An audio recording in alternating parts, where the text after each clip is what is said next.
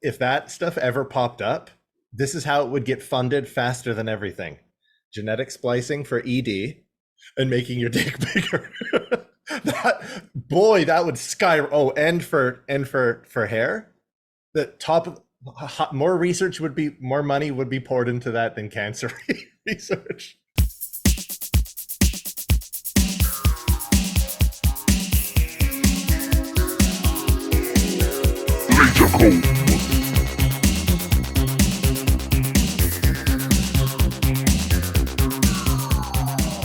What's up, listeners? Welcome back to another episode of the Laser Comb Podcast, your favorite podcast where two 90s kids comb through classic television with a fine-tooth laser.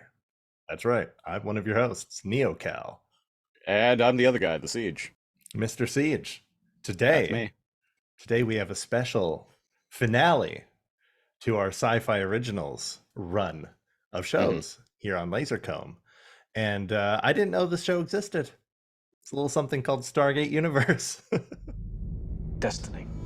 The design is clearly ancient, launched hundreds of thousands of years ago. Where the hell are we?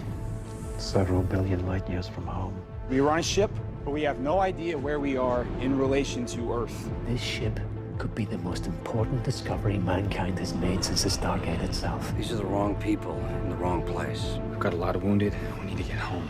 We barely have enough power to operate the main systems. This ship simply doesn't have the capability to dial Earth. Could you please stop people running around activating every bloody system they can get their hands on? I will. Our reserves are gone. All of our power is gone. Our trajectory has changed. What are you talking about, Rush? Lieutenant, what the hell's he talking about? Not only did it exist, it had more than one season.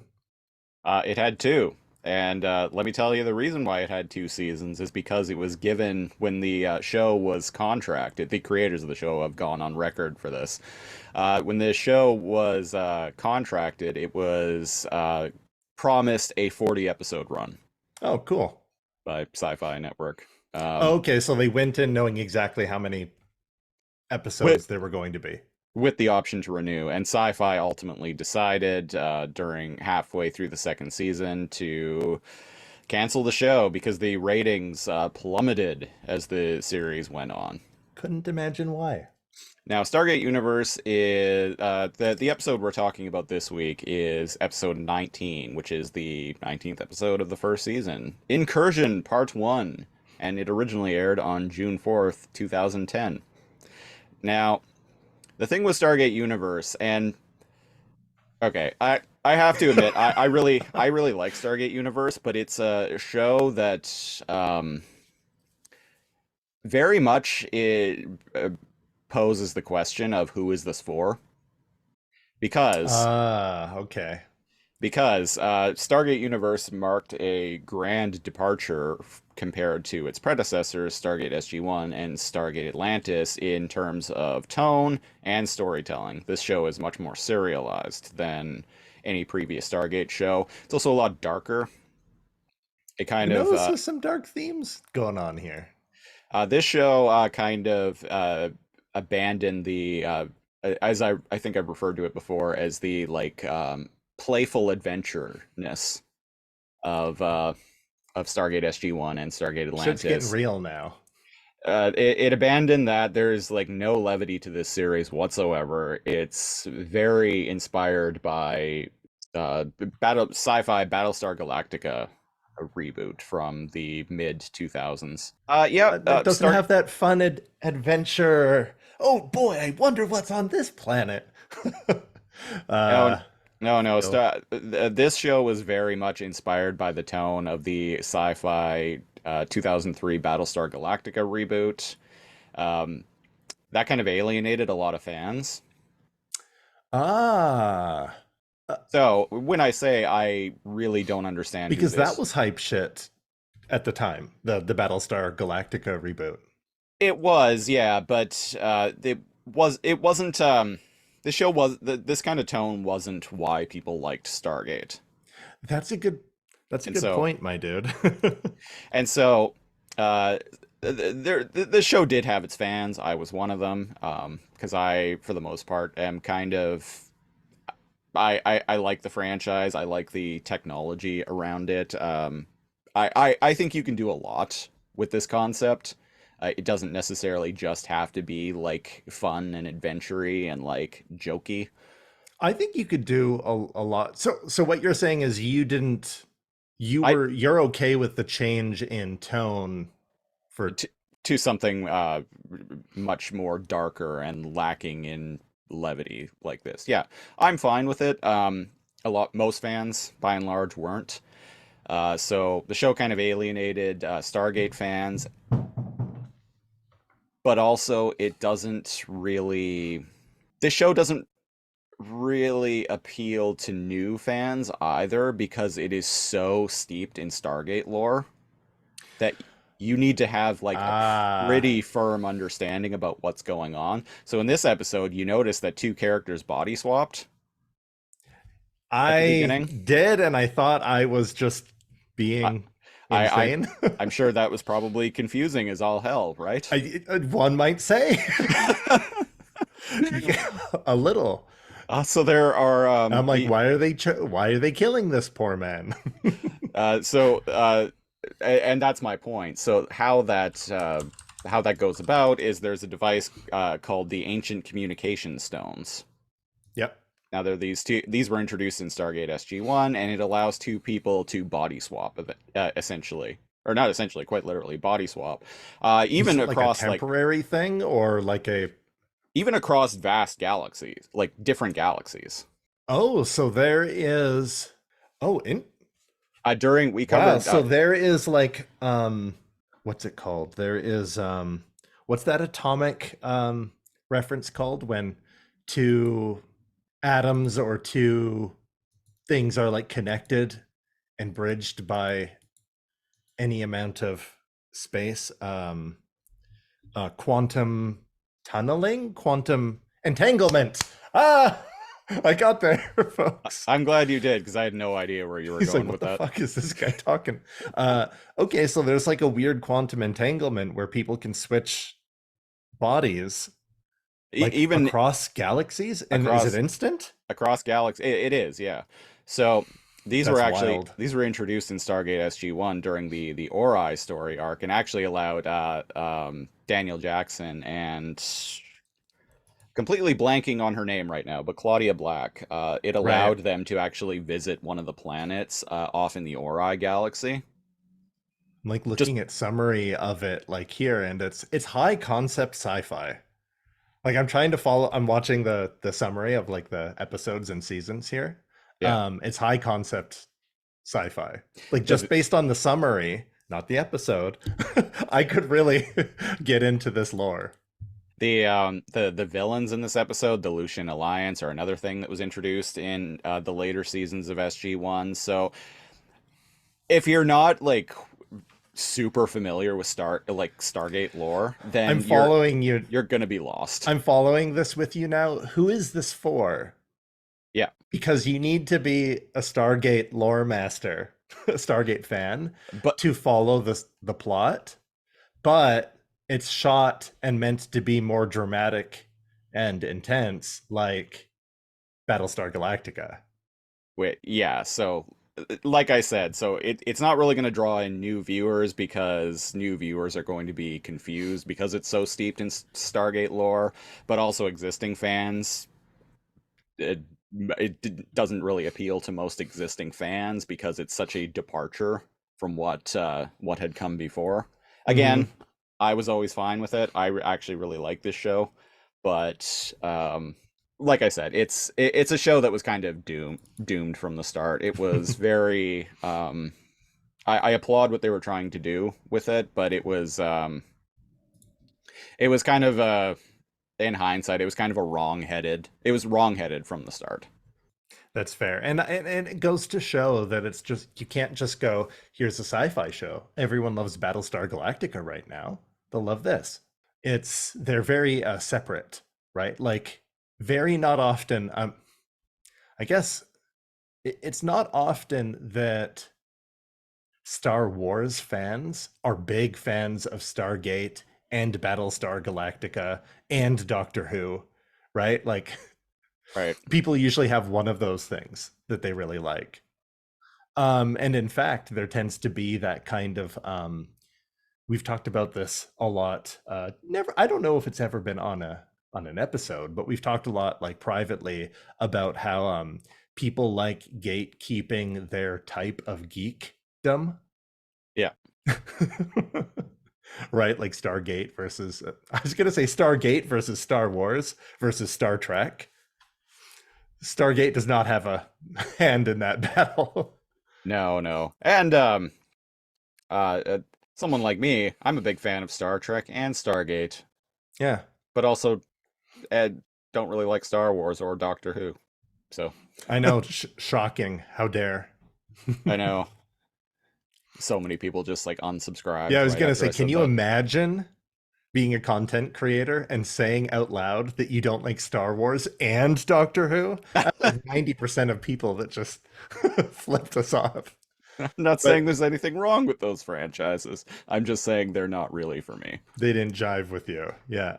And so that's why there's a demise for Stargate Universe. Yeah, It was doomed from the start. it was doomed from the start. Now, to give a little bit of backstory as to what this show is actually about, Stargates, you dial a Stargate. Addresses within a certain galaxy are seven symbols, 7 chevrons. To dial to another galaxy, it's an 8 chevron address. And at the beginning of this show, they discovered the existence of a 9 chevron address, Ooh. which the 9th chevron, as we find out in the first episode of this series, dials this particular gate on this ship, which is called Destiny. Oh, Now- it dials a gate that leads to a ship. Yeah, it's the first of its kind in this series. They'd never a Stargate being on a ship was previously thought to be something impossible because it needs to be in a fixed location, just by the nature of like how Stargates work. Like they're based on constellations. Right. Okay, so on a planet, you can move a Stargate on that planet because the planet, The its planet is trajectory and its star is still same. in the same place. Yeah. But when it comes to moving between systems, that can make a problem because then And you can take a Stargate, it's been done. You can take a Stargate to another planet, but once you do that, the address changes. The address changes Of course, yeah. to match where it is in that particular galaxy. So okay, so So- you're not like taking your phone number with you. exactly. The gate itself is just a device. The location is what's important with the chevrons when you dial in. Yeah. And so, so arguably, if you took and assembled the Stargate through another Stargate, it would have the same address as that planet Stargate. Yep. Actually, there was they ended up finding out that there were 2 Stargates on Earth in SG-1, and that created problems because sometime this was a plot point in, I think, maybe season 7 episode or something, because the gate that they have at the SGC was the one that was actually brought there by Ra like thousands of years ago. But Earth, it turns out, actually had a Stargate originally that was, I think, found in Antarctica, and the Russians Right. actually took it. So, and once they started powering it up, when people were trying to dial Earth, sometimes they were ending up in the dialing the Russian Stargate, and they're like, shit. Greetings, comrade. Yeah. Oh, interesting. And they wouldn't know that unless the Russians contacted them or the people trying to contact them went, yeah, we talked to somebody else. Yeah. So it's kind of like an extension number. And it ended- -1 or -2 onto the end. And it ended up being the Russians and the SGC ended up developing kind of a adversarial but cooperative relationship, sharing the Stargate and sharing technology. Interestingly enough, the Russian liaison was a Russian general named Chekhov. He was played by Gary Chalk, voice of Optimus Primal in Beast Wars. Right. Yeah. Yeah. Huh. Fun little tidbit. So 7 gate addresses are powered by what's a device that's known as a DHD, a dial home device. It's what you actually dial. It has a bunch of symbols on it, and you press them in a certain order to dial a particular address. The SGC doesn't have a DHD because, again, it turns out that that Stargate was brought there by Ra. The actual Earth's actual DHD is with the Earth Gate with the Russians. The DHD is what powers the Stargate. If you want to dial an 8-gate address, you need more power. You need the power of a ZPM. And to dial this single 9-gate address to get onto the ship Destiny requires so much power that they actually have to draw power from a planet's core.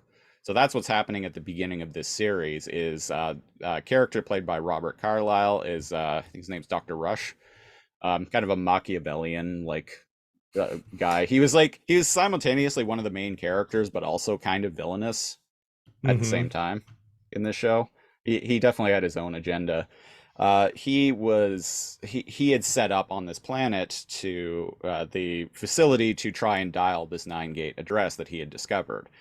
The actual address had been discovered by a character named Eli, the young guy in this episode. Yeah. The young, very not military guy. Was this the guy that was like, "Oh, sorry, I'm watching this YouTube video. Hey, we're being invaded. Can you put your phone down? We need to leave." And he's like, "Oh, just one more film theory video." And they end up leaving in the middle of the fight. He was the guy who was when the young chick Chloe gets injured. He was the one who was kind of helping her along. Yeah, I had weird questions about. He was the person who actually discovered what the 9-gate address was. He discovered it in a very Last Starfighter type thing. He was playing essentially a Stargate MMO and kind of cracked the code and was recruited by the Air Force to join the Stargate program. A Stargate MMO. Basically, yeah. So Dr. Rush, this character Eli, Chloe, who was the young chick who, as I mentioned, gets wounded in this episode. She's the daughter of a U.S. senator who is kind of the government in charge of this government oversight of the Stargate program. So them and a bunch of military people are on this planet, about to fire up this, trying to figure out how to fire up this 9-gate address. They get attacked by a group called the Lucian Alliance, who actually are in this episode. They're the main baddies of this episode. They attack the planet. The planet starts to become unstable from attempting to dial this 9-gate address. They have to flee because all of their ships are destroyed. They're like, "Oh, dial us to Earth." And Dr. Rush, instead of dialing them to Earth, he dials the 9-gate address without telling anyone. And so they go into the Stargate and end up flung onto this ship, which is called Destiny. Now, Destiny, we find out, is it's an ancient ship. It's the most ancient piece of technology they've ever encountered. Huh. You find out that this ship's actually sentient. Oh, that's cool. And this ship's mission is to seed the universe with Stargates. It's the ship that deposits Stargates all over the universe across multiple galaxies. Was this doing this autonomously, or has it been on? Oh, it was. So without a crew, it's been just going around making Stargates. Yeah, manufacturing and depositing Stargates for literally millions of years. That's cool. And they just pop up on it. Yeah. And so they end up getting stranded. They can't dial back to Earth. As a plot point for them to communicate with the SGC on Earth, they end up using these ancient communication stones. Colonel Young, I think his name is. He's the leader. He ends up using it to go and talk to General O'Neill in this episode. Yeah, I saw that. Yeah. And so they can use. See, I had originally thought the only way to communicate was by swapping bodies. Well, with yeah, someone. yeah, and that's what he does to go and talk to General O'Neill. What they do in this show is a lot of the times, and they actually don't do it at the beginning of the show when Dr. Rush and Colonel Telford, Lou Diamond Phillips, are Yeah. body swapped. But normally, when someone swaps bodies, what they'll do is they'll just shoot the actor in that scene. So if like say like Daniel Jackson is body swapping with like some random guy in another galaxy, when we're over in that other galaxy, instead of showing that random guy like acting like Daniel Jackson, they'll just show the guy who plays Daniel Jackson. But then Okay, so sometimes like they'll see their reflection and it'll show the what the body that they are inhabiting actually looks like.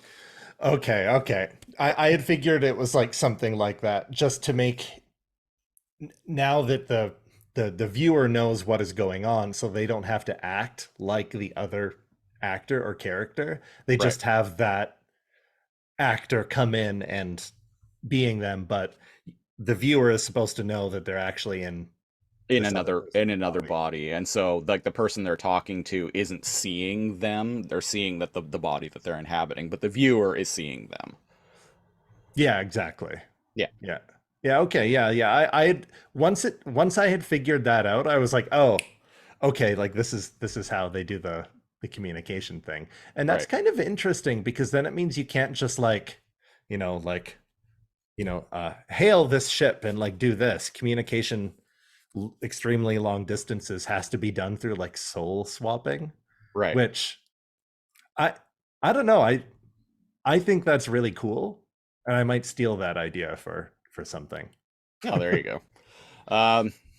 So to talk about this episode in particular, Mhm. the episode opens with Colonel Young about to kill who he thinks is or who looks like Colonel Telford, but is actually Dr. Rush in his body, who has been brainwashed by the Lucian Alliance.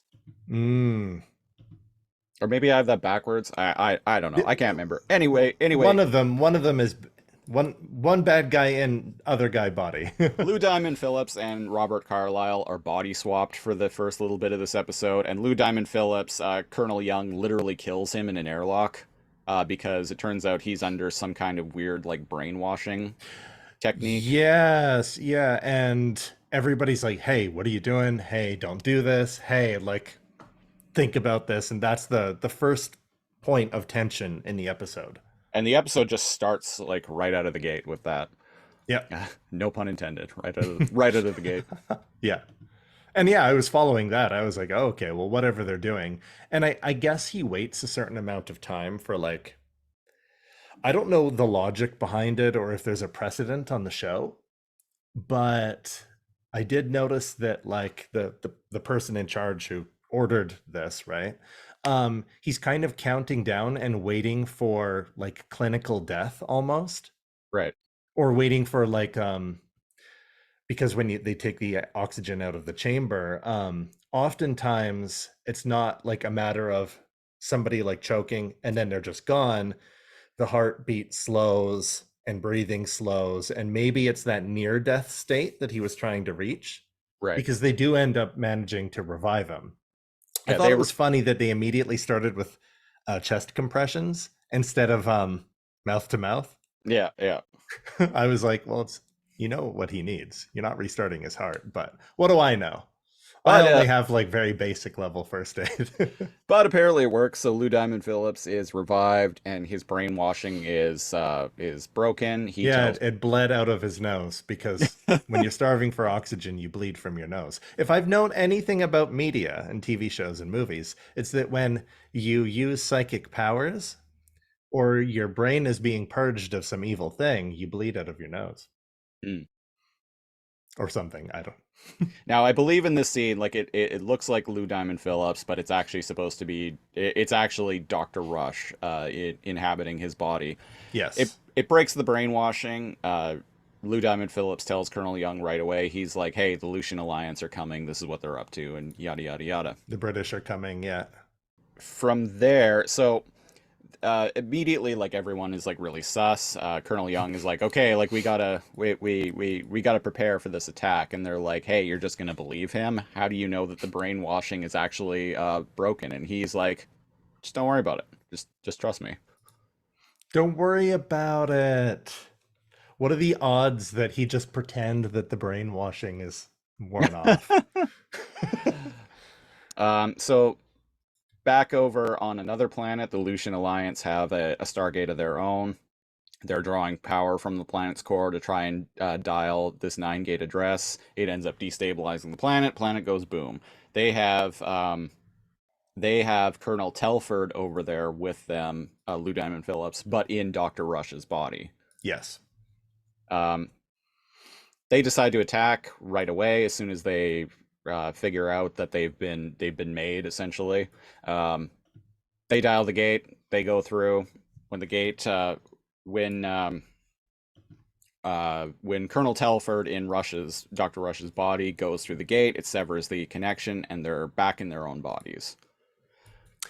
Oh, so that's what I was going to ask, what happened there. So if this, instead of them dying or whatever, if something happens with the technological process of the body swap, you just default back into your body. Yeah. That's nice. Yeah, you don't die or anything. You just if something goes wrong, you just the connection's severed and you just swap back. That's nice. So I don't know if you know this off the top of your head, because this came out like a decade ago. Let's say two people body swap and one of them dies. Is the other I assume the other person is stuck in the other person's body and won't. No, I think they still go back because and I can't remember for sure, but I think it's actually happened. I think it happened in SG1, and the other person just like showed back up in their body, which kind of sucks for the person who actually died, because it's like, well, their life is now over because of the actions of someone else inhabiting their body. Okay, so you're connected to your body. So if two people switch and that other person's an asshole and kills themselves, they go back to their body. Yeah. And you are dead regardless of what you did. Yeah, I'm pretty sure that's how it is. I could be wrong, but so you gotta there's some level of trust you gotta establish there. Presumably, you gotta hope that the other person is not a maniac. is not an absolute maniac. Yeah. So they go through, and it ends up being this because the crew of the Destiny, the Air Force, the Stargate team, because they knew that this attack was coming, they prepared. They set up like a perimeter around and secured the gate room. So the Lucian Alliance is there in the gate room, basically, and they take hostages. And so you can't stop someone else from dialing in? No, not this gate. The other Stargate shows, like the SGC had a thing called the Iris. Yes, the Iris, that's it. And the Atlantis gate had a shield. There's nothing like that for this gate, however. They also a big theme of this show too is them not really understanding how anything on this ship works. I kind of like that. And kind of just figuring it out as it goes along. I like that theme. One of the tabletop RPGs I've been running. The theme is finding like technology and figuring out how it works and making use of it, even when the players have no idea how it works. So like, I jive with that theme really well. So Colonel Telford Lou Diamond Phillips ends up, they think that they know that he's back in his own body, but they think that he's still on the Lucian Alliance. They think that he's still on their side, that he's still under their mind control, even though he isn't. So he leads a team to like go out and meet with the crew of the Destiny. And he actually he uses a control panel to knowing that that his friends will be able to detect that a computer console came on, and that was his way of like saying, hey, this is where we are, this is where we're going. That's what he's Yeah, that's where it started falling apart for me. Okay, okay, I'm with you. I'm with you. Okay, so there's a big standoff. One of the hostages that the Lucian Alliance has is the medic. I can't remember what her name is. Um, she's very clearly pregnant. The actress was actually pregnant at this time. If I recall correctly, I think the baby is actually Colonel Young's. Okay, Even though okay. even though Colonel Young is married, I don't know. It was It ain't nothing it, but a thing. it was a very CW-esque plot point in my opinion. Right, right. Right. Very CW-esque plot. Yep. Now, when the Colonel Telford's team, the main chick who's like the leader of this the Lucian Alliance, she's like, you can have 6 people. He's like, oh, I need 12. She's like, you only get 6. So they go out and they're intercepted by because Colonel Telford like activated this console, and the SG team now knows where they are. They're intercepted, but one of the dudes is just like burned alive by a ray of light. Oh, can you help me out there? No, I can't, because I can't. I think it's actually the ship defending itself. Because as I've said, they don't know this at this point, but I think they end up, if I recall correctly, they end up finding out eventually that the ship is sentient. Because they're going up to a sealed gate. This is very much a sci-fi. Whenever people are fighting like ship to ship, gates will close to not only seal off a chamber in case there's a hull breach, but also when there are invaders. Yeah. And I had viewed that as like a systems defense because they were trying to get through the door, I think. Yeah. And like a energy ray like disintegrated this guy. Yeah. And I was like, wow, what a way to go. Everyone was confused by it. Colonel Telford was confused. He ends up talking to the SG team, and he's like, was that you? And they're like, no. Cool. Cool. Yeah. Death ray, huh? Well, see ya. Well, see you later. See you later. And that's pretty much what Colonel Telford does. He's like, big gulps, huh? Cool. Well, see you later. That's what I got from that. He was like, that wasn't you? No. How did that happen? You don't know. Cool. All right. Well, see you later. I guess I'll still pretend to be under this chick's mind control and just go back and tell her that wasn't you. Yeah, yeah. And there's, as I mentioned, there's some stuff with Eli and Chloe. Again, Chloe, the daughter of U.S. Senator in charge of oversight of the Stargate program. He ends up dying in the first episode.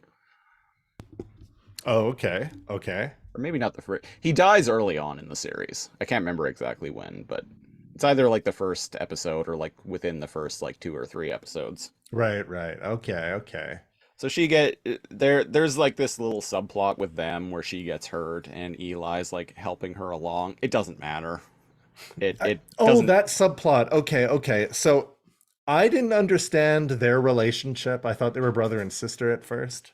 Nah, right? he's super into her and she's super into someone else. It's one of those type things. Oh, I could tell that like right away. And it's weird. The chubby nerdy guy is like really into the like beautiful young beautiful chick. You don't say.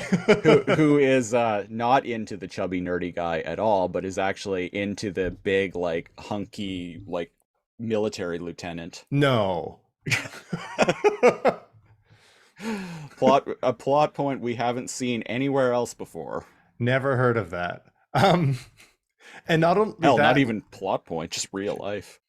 I was just gonna say, like, what? Like people being attracted to attractive people instead of unattractive people? Right. My word. But I got the impression that this guy's like binge watching Dr. Carter's. Yeah. No, Dr. Carter's like YouTube channel.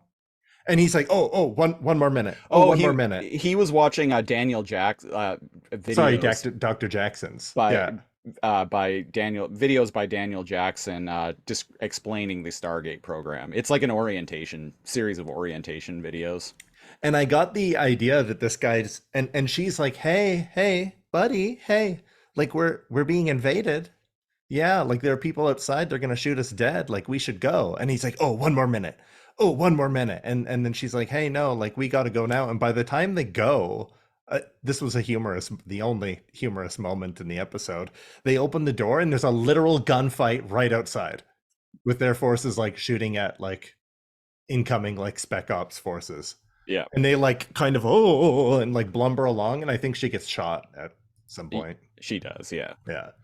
Again, their little subplot doesn't He really gets to be matter. the hero and like pick her up, and yeah. But it has no real bearing on anything that's going on. No. There's also I can't remember what her name is, but she's played by actress Ming-Na, who is like you need a solid actor for your like genre, like sci-fi or like fantasy TV show. Like she's there. Like You know what? I was gonna. There was a little period there from like the like mid 2000s to like mid 2010s where she was in like every like sci-fi TV show. I was going to say everything that she was in. They were like, okay, who can we afford that can carry the show a little bit? And inevitably, she would be on that show to some extent. Yeah. Lou Diamond Phillips is actually kind of a get for this series. His casting really surprised me. Ming-Na's did not, but Lou Diamond Phillips being in the show is a treat. He's a great actor. Yeah, yeah. And he's great in the show too.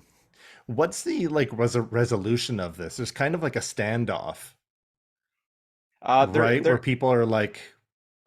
So to get back to Ming-Na real quick though, her character, she's not military. She's civilian oversight. She wants to negotiate a prisoner exchange, and Colonel Young is like, that's stupid. She's like, let's do it anyway. Yeah. And so she ends up talking to the lead, the bad bitch of the Lucian Alliance. Oh, she a bad bitch. And she's like, why am I talking to you, not the military? And in a this is the scene that actually made me laugh. She's like, so why am I talking to you, not the military? Why am I talking to a civilian?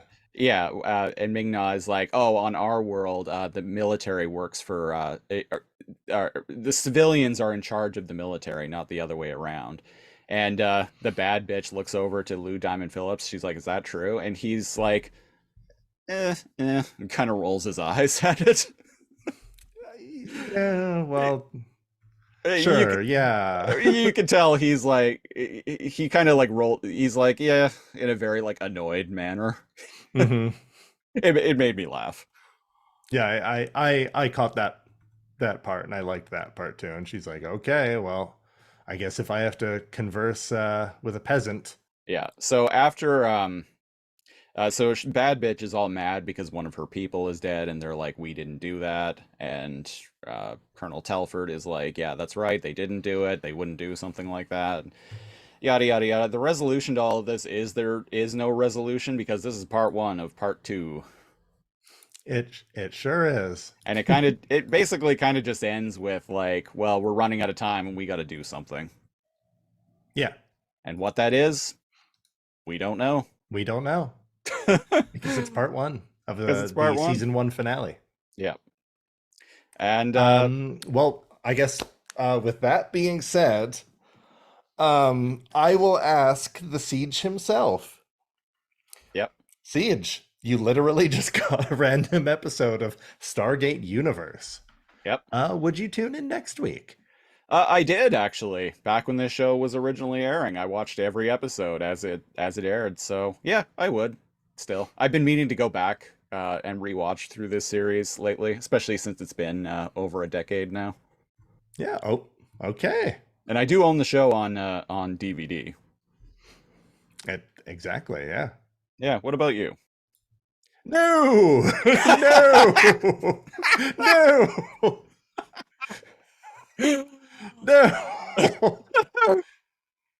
No. You know me. I can like sit there and medication. Yep. It's one hell of a drug.